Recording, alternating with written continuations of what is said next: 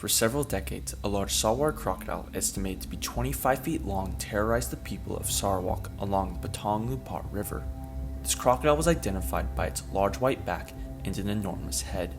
This crocodile's reign of terror was a time of fear for all who witnessed this giant. This is the story of the whiteback killer, Bujang Senang. With the death of many people starting to add up, many villagers were fearing that this crocodile was not merely attacking for food, but was intentionally starting to target them. It was during this time of attacks that an old legend arose, a tale that many believed was the reason this monster was attacking so many Ibans in the area. Over 200 years ago, a fierce warrior named Simalungun went to the Bujang Senang on an expedition to kill some enemies in a conflict. Simalungun was a warrior not to be underestimated, as he was quite successful at killing whoever stood in his way. However, this was due to him having a supernatural power of invulnerability against weapons.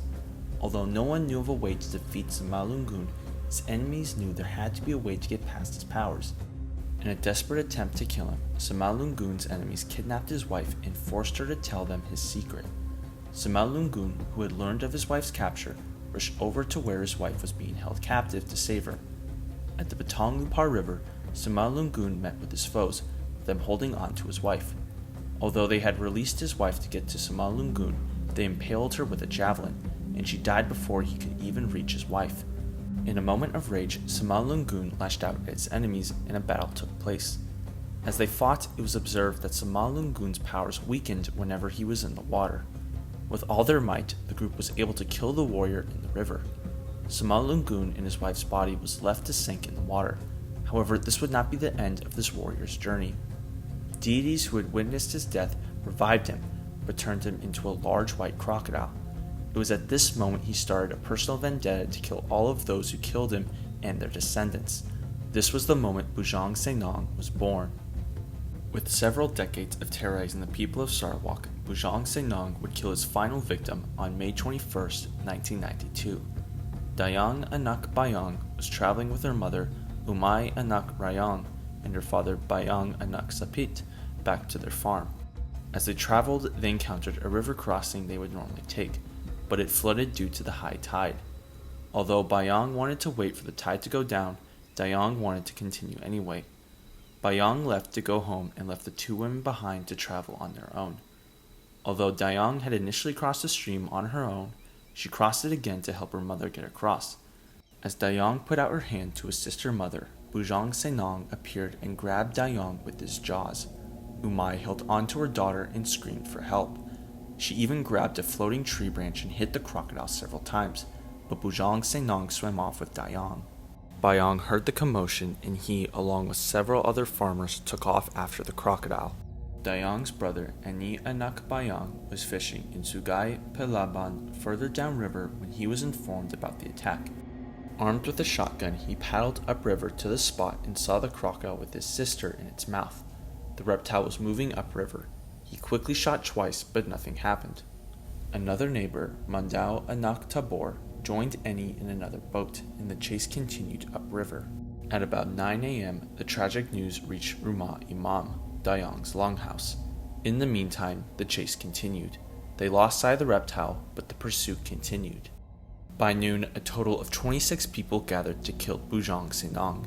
Armed with shotguns and spears, the group waited where they believed Bujang Senang had hid the body of Dayang. The large group was split into two, with one group along the riverbank looking for the crocodile, and the other group building a fence with bamboo and wood on the lower part of the river. It was during this time that Eni found his sister's body in the river. Although she had a few deep bite marks, the body was still intact. Still, the sight of Dayang's body made her mother faint. 15 minutes after discovering the body, Bujang Senang arrived in the same area. Bujang Senang was so large that the floating debris on the river parted when it emerged. Immediately, Eni, who was barely 3 meters away, fired at the reptile's head and hit its eyes. The crocodile reacted violently and thrashed about before sinking. However, before the crocodile sank, a spear was thrown by Mandao Anak Tabor, which hit the crocodile between its back and stomach. The spear sticking out of the crocodile helped the group track it as it swam down the river. As the crocodile approached the created fence in the river, the group shot at the beast as it thrashed in pain. Bujang Senang at some point was able to break down the fence and escape into the other side of the river. But fate had other plans for the crocodile. A large tree had fallen into the river, blocking the crocodile's path. Realizing the crocodile was stuck at the tree, Sidi Anak Iman shot at the crocodile's head and neck at close range. Bujang Senang then swam back up the river to escape. Seeing the spear still sticking from the reptile's back, Mandao grabbed the tempuling and pushed it deeper into the crocodile's body, but the reptile did not move. He took another spear and tried to stab at the monster, but the spear had just bent. After a fierce struggle, Bujang Senang opened his jaws wide and made a sound resembling a roar. As it opened its jaws, Sidi Ani and Mandao fired simultaneously into the crocodile's gaping jaws. In a last show of ferocity, Bujang Senang thrashed around violently and attacked any and all things around it. The crocodile ended up biting a tree stump, but it was too weak to release its jaws from the stump. Bujang Senang, a crocodile which was suspected of terrorizing Sarawak for several decades, had finally met his match and died at 12:45 p.m. Sidi was the first to get to the reptile. Out of anger, he chopped its neck with a parang. Eni and Jegok followed suit and continued to hack at the beast. At least 24 men then tied the crocodile, and after releasing its mouth that was stuck to the stump, hauled it onto a boat and headed for the mouth of the Pelaban. Because the tide was very low, they had to physically haul the boat for almost 4 hours.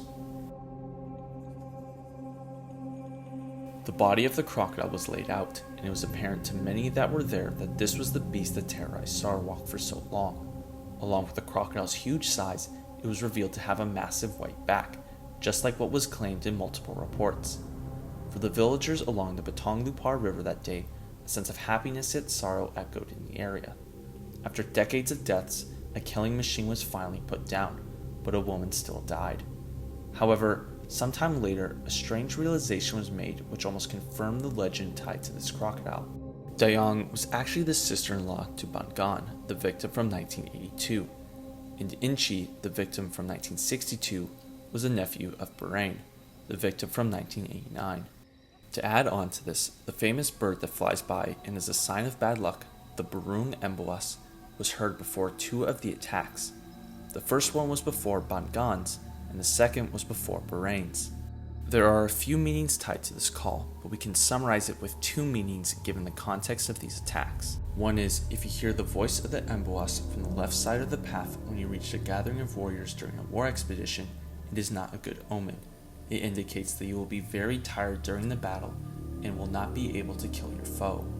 And the other definition is, if a person on his way to any assignment hears the Embuas at noon, he will have to turn back.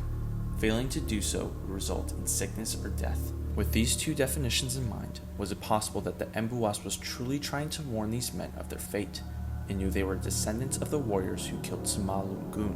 While we will never know if the supernatural side of this crocodile story was true, it was apparent that a giant crocodile did terrorize this area, and that the threat was put to an end. But this is not the entirety of the story. You see, Bujang Senang did not travel alone. What if I told you he had a partner in his murdering spree? A crocodile said to be bigger than Bujang Senang. To learn more about the animals you just saw, buy my book, What We Get Wrong About Crocodilians. It examines claims of giant crocodiles, a World War II massacre, their regenerating tails, alligators in sewers, their record land speeds, and more. The book looks at a variety of subjects many people, including experts, get wrong about these animals, and I desperately wanted to dispel the myths that have persisted so long. Buy What We Get Wrong About Crocodilians in physical or digital formats. Link in bio, comments, or description to buy.